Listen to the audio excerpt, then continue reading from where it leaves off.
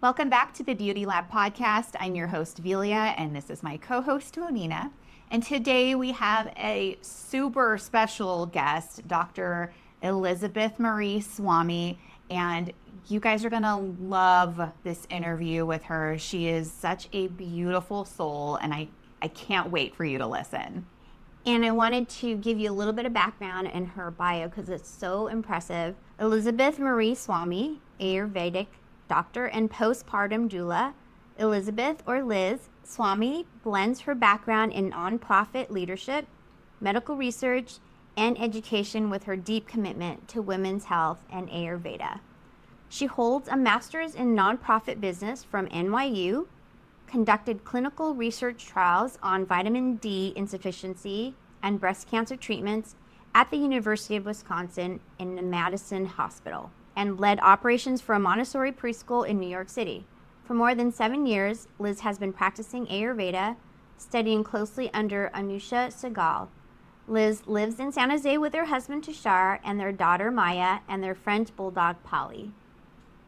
We really hope you guys enjoy the episode. We know that we had a fantastic time interviewing Liz. Welcome to the Beauty Lab podcast, your drive time resource for all things beauty, health, and wellness. We're your hosts and favorite beauty nerds, Monina and Velia. Join us as we debunk myths, explore the latest trends, and dive deep into the science behind your favorite products. We'll interview industry experts and answer your burning beauty questions in 30 minutes or less.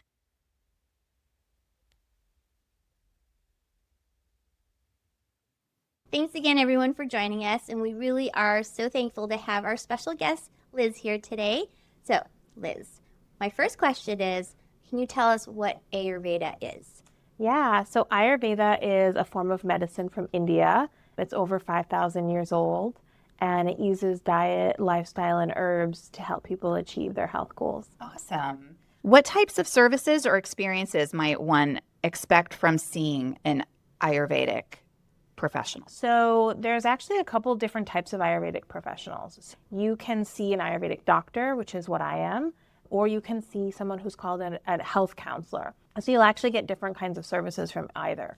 An Ayurvedic doctor is more studied under certain disease models, so they have more ability to do things called panchakarma, which is a detox program for people, and that's a different way to attack a disease that somebody is experiencing. A health counselor can provide more just basic diet and lifestyle.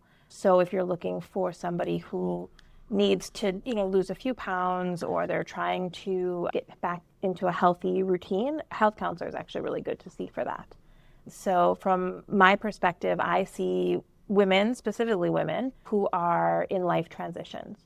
So I see women who are pregnant, they just gave birth, they're going through perimenopause, menopause, and all of those symptoms that come along with that is what they'll experience. So oftentimes people come into clinic, they get a consultation, we talk about their medical history, we talk about their diet, we talk about, how they basically live their life. What time do they go to sleep? What time do they wake up? What time are they eating meals? And we start to tweak that in order to figure out what symptoms they're getting. And maybe they are staying up too late, which can sometimes impact the liver and can impact anxiety and can impact a lot of different things. And so we need to scale back their sleep time in order to achieve a different health state. Yeah. Wow. Yeah. So this is really fascinating because I didn't realize that there were different forms. And with you, you're actually considered a doctor. Yeah, so I've studied for over 8 years. I actually just defended my dissertation on gestational diabetes. So yeah. Wow, yeah. That's amazing. Yeah. Now, with that in mind, is it advantageous for someone to first see maybe their doctor if they have certain issues and then meet with you? Do you confer with their doctor? How does that work? Yeah, so I work and many Ayurvedic professionals work very integratively. It's actually the best approach. Sounds like it. Yeah, some of the diet and lifestyle diseases like diabetes, thyroid, they're heart disease. they're a great one to have both your medical doctor as well as your Ayurvedic professional, because the Ayurvedic professional can address the diet, the lifestyle, and actually support any kind of medication that you may be taking. Or if somebody is looking to work with their doctor to scale back their medication, an Ayurvedic professional can also support that. Yeah. And I can kind of talk on that because we are working together, and you work with women in menopause. Yep. And I recently started doing the whole HRT, so it's been really nice having both the Western side and then having you as well as an add-on. So Thank you. it's definitely a nice add-on to working with a regular doctor, which goes into my next question then. So can you tell us how Ayurveda is different from other healthcare offerings then? Yeah, so it's a holistic approach, right? So we look at somebody and we know that your digestion and your skin is connected. We're not separating it. We're not separating anxiety or mental issues from other parts of your health. So we know that, the mind plays a big role. So when we look at the person, we're looking at you as a full system. And I think that's a big difference because we see connections and we see things that are happening in your environment, and we're able to then tweak things in somebody's life and make a big difference. So I have a really good example. I use my mom. I give this story all the time because it's really funny. So my mom had a lot of constipation, and this was when I was first early studying, okay, and we studied boiled water. So in Ayurveda, we drink a lot of boiled water. The reason being, it helps with digestion. It's warm. It can help process anything that's going on in the stomach, but also it'll help somebody poop. Okay. So my mom was taking all these laxatives and whatever. And I told her, can you please try this? Because I'm studying it. I want to see if it really works. And so I said, I want you to take boiled water. So she started boiled water. Day 1, nothing happened. She did boiled water. Day 2, nothing happened. And I said, Mom, just stick with it, please. So day 3, she's like, I'll drink the boiled water, but she goes out for a hike in the desert. She lives in Arizona. And in the middle of the desert, she literally pooped in the desert. She called me after and she goes, thank God I had paper towel in my car. My God. And I was like, I told you it works. She didn't believe me. So it's something like that where you're able to go back and say, okay, just take this very simple and free, right? Boiled water. So here, all natural. And you're able to, get off some of those laxatives, which is a big thing.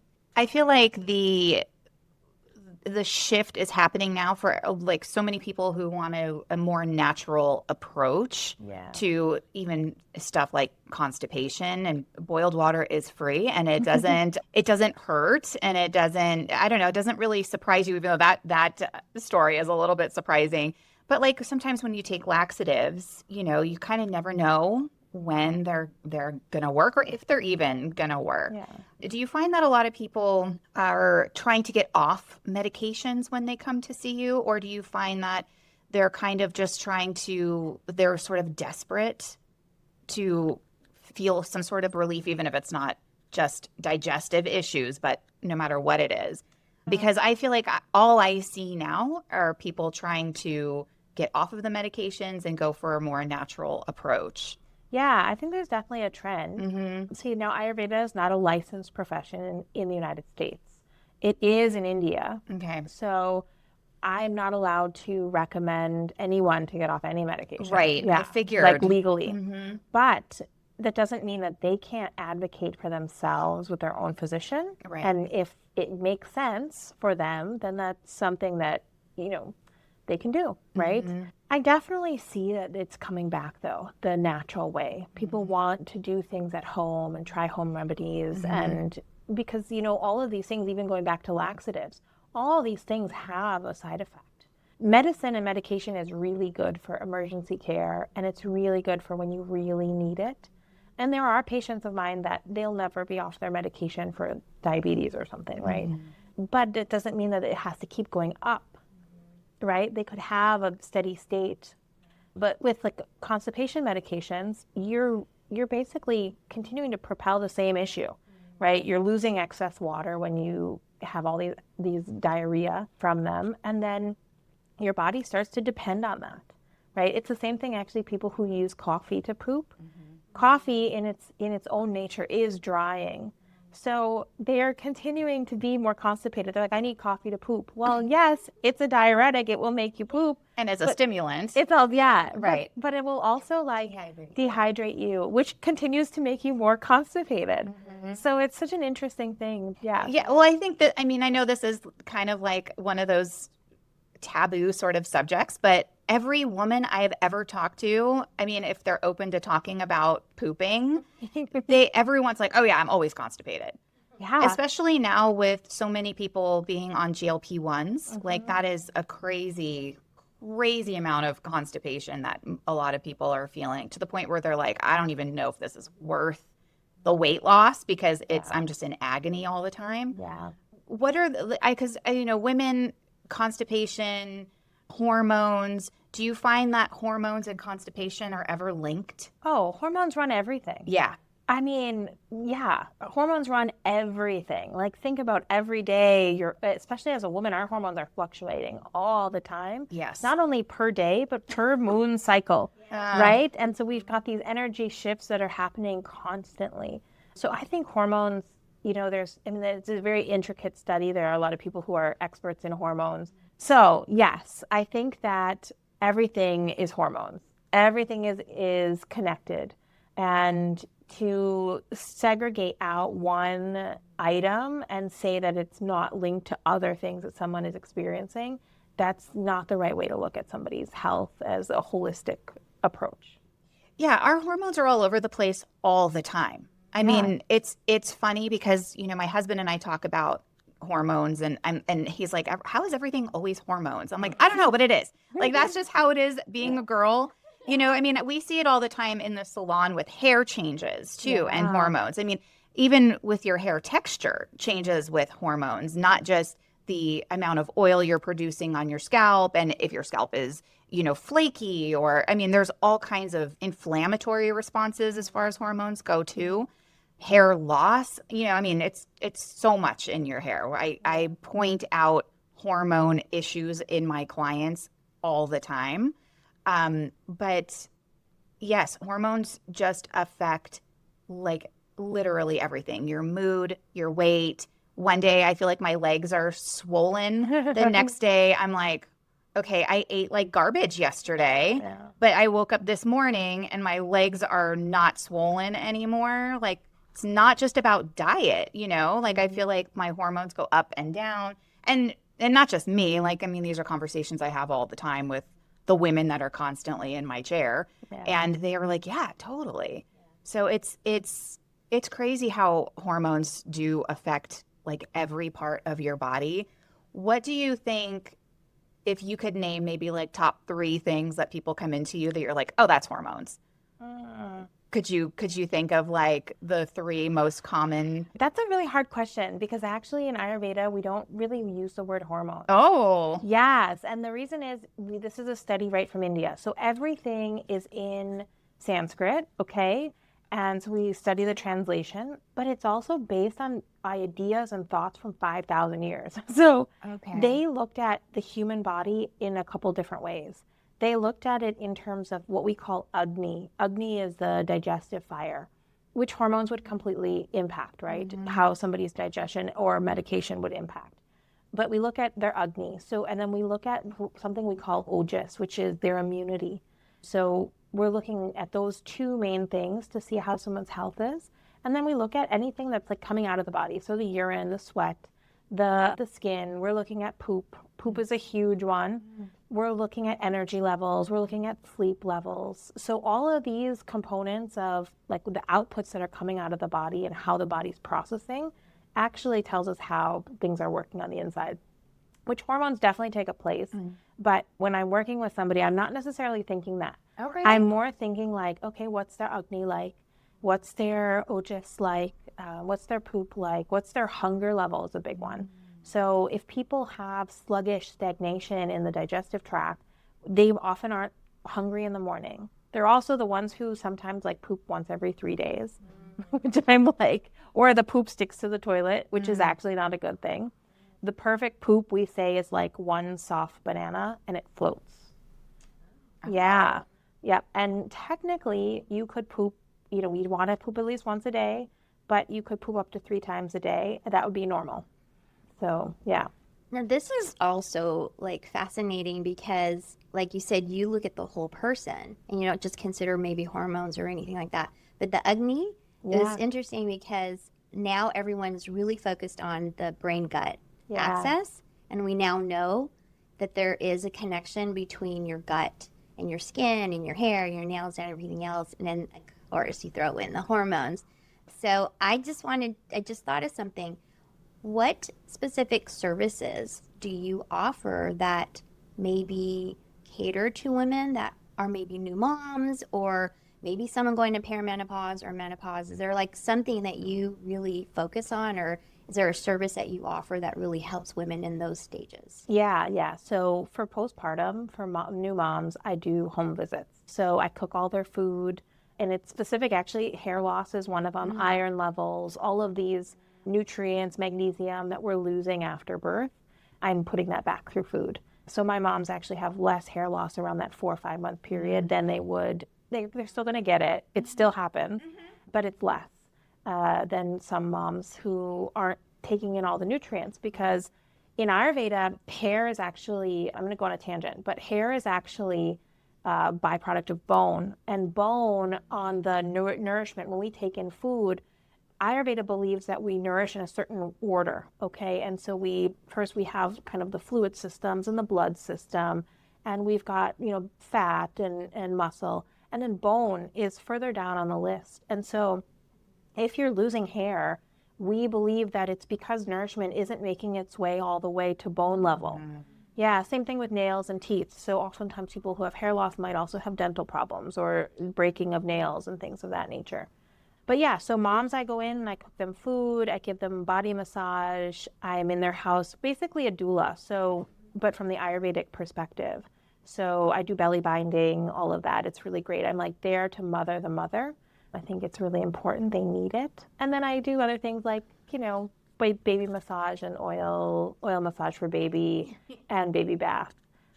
Oh my God, that is the cutest thing I've ever heard. Yeah. Mothering the mother. Yeah. Oh, I just want to go back like 18 years and be like, Liz, I know. maybe you do to mother me.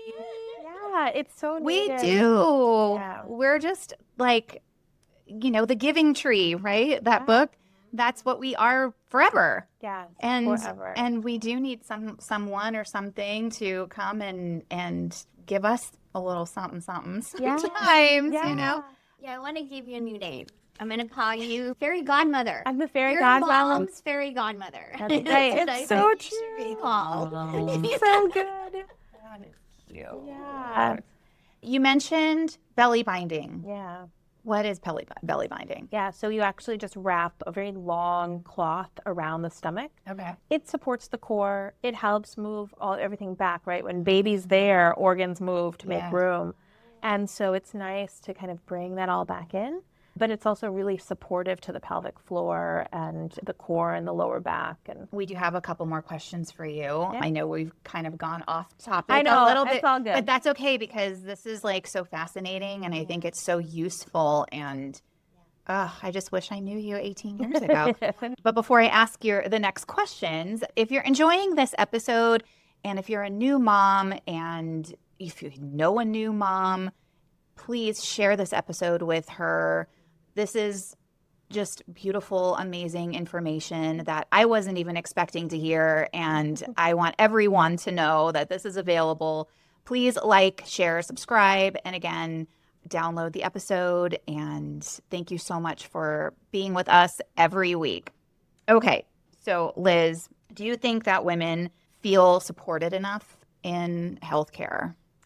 No. I think that we need people to listen to us. I find that a lot. So like even in my perimenopause and menopausal clients, they come in and it's sometimes just talking is enough because they have not been heard for many, many years in the medical field. So yeah, I think that it's important that people listen and even giving like sometimes all I'm doing is maybe I'm a listening ear or giving some advice on, you can ask your doctor for this. You can ask for this test. Have you considered this route or this other modality? Have you considered acupuncture or craniosacral or whatever it is that I'm thinking that person could benefit from? Having that like advocate is important.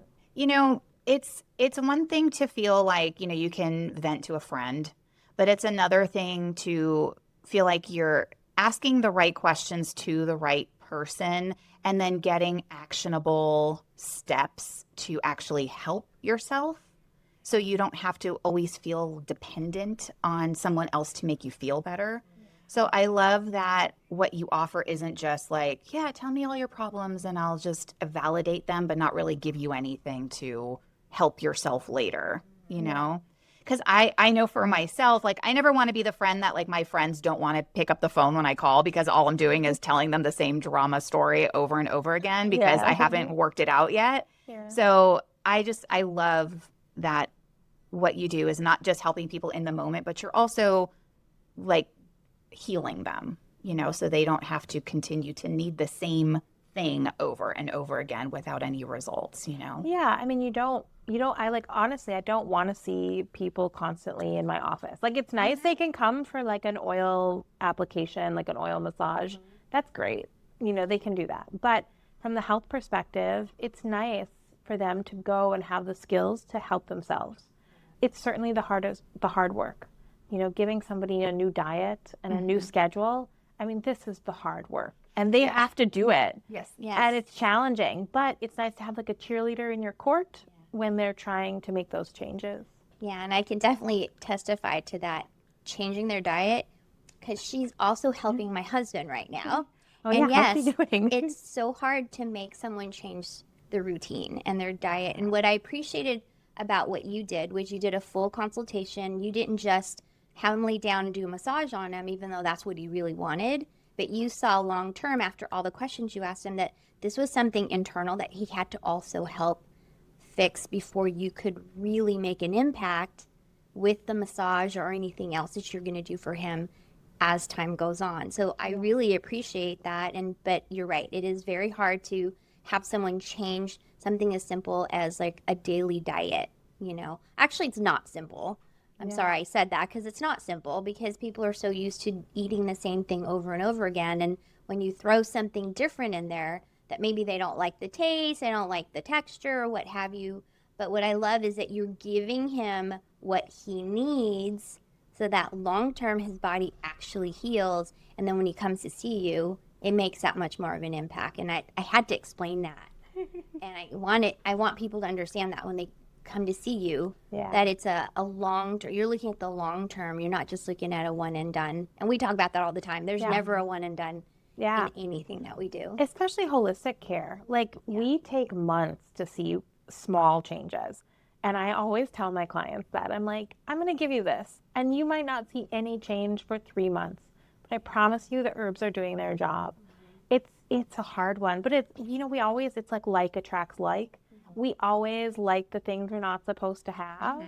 It's really hard. It's hard to make those changes. But you think about, like, 50 years from now, do you really want to be dealing with the health issues that can come up? You know, you want to be able to get out of bed and do the life and walk the life that you want to have, you know? So that's the reason why we're doing it. I know. I think it's harder when you're younger to think long term and longevity, because you're just like, You feel immortal Yeah. when you're young and strong and healthy. right. Yeah. But, you know, I mean, Monina and I are a little bit different of age groups, but we're both in the age group of longevity. Like, we have to think, like, you know, like, we wake up with aches and pains, you know? Oh, yeah, I do that too. Yeah. And we're like, okay, well, cool. There's a new Like, exactly. Yeah. What did I do? Did I sneeze wrong? Like, what happened? Why does my knee hurt because I sneezed? Like, it's crazy, like, what your body goes through as you get older. But yeah, it's like you said, you know, taking the herbs, doing the things that you're supposed to do every day, you will feel better in time, just like washing your hair often enough and anything. And speaking of hair, do you find that what we eat shows up in our skin and hair? Oh, yeah, big time. Now, going Hear back, that? yeah, big time. But going back to Agni, if you have a person who has like a great Agni, the youth, like younger people often have. Remind us, Agni is the digestive fire. Power. It's Okay. digestive power. Yeah. Okay. Technically, Agni means fire. Okay. And it actually is, there's many different Agnis in the body, but the main one we'll talk about is digestion. But there's other forms of Agni in our system. But if you have this like awesome Agni, you can pretty much get away with a lot for quite some time. Okay, you think about being young and you can kind of eat all the cake and it doesn't do anything. It's when you have these bad habits and they build up over time and Agni gets squashed and it's not working as well. And then stuff is sluggish in the body. That's when you see this like, you take a piece of cake and now this habit becomes a problem. Then you get the issues of blood sugar, or then you get the issues with other things that are happening, weight gain and things like that. Yeah. I think I was fortunate enough to never have a very strong, powerful Agni. That I never felt like I could eat anything and not gain a pound, or, I don't remember ever going through a stage of life like that for myself. So I think that helped me in the long run, older, because I'm like, nope. It wasn't like this big shock. Like one day I'm like, what? I used to be able to eat anything I wanted. Yeah. No, that never happened to me. This constitution too. Yeah.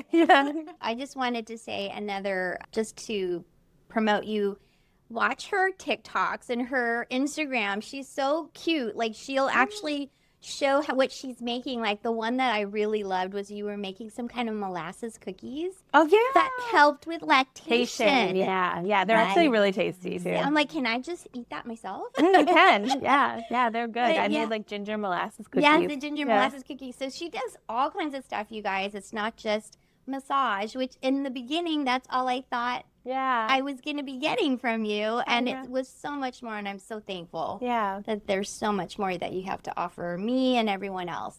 So thank you so much. I mean, thanks for trusting me. Yeah. I think it's such an honor to be trusted by people. Thanks. Well, you were so approachable. That was the reason why I came to talk to you that day. And you were just so sweet and loving to my daughter. She loved you. How about telling everyone how they can get a hold of you? Yeah, so you can find me on my website. It's vedicwild.com. And my email is, you can email me from there, but also it's hello@vedicwild.com. And we'll put this on the show notes for you too. Is there any kind of special you'd like to offer so too? Any of the listeners for the podcast can get a free consultation online. And you just need to email me. So I'll set it up and give you some dates and times, and then we'll meet online. Thank you again so much, guys, for joining us every week and week out. And thanks again to Liz for being our special guest today. We hope you learned a lot. My name's Monina. I'm Velia. And I'm Liz. Until next time, Keep experimenting with your holistic routine.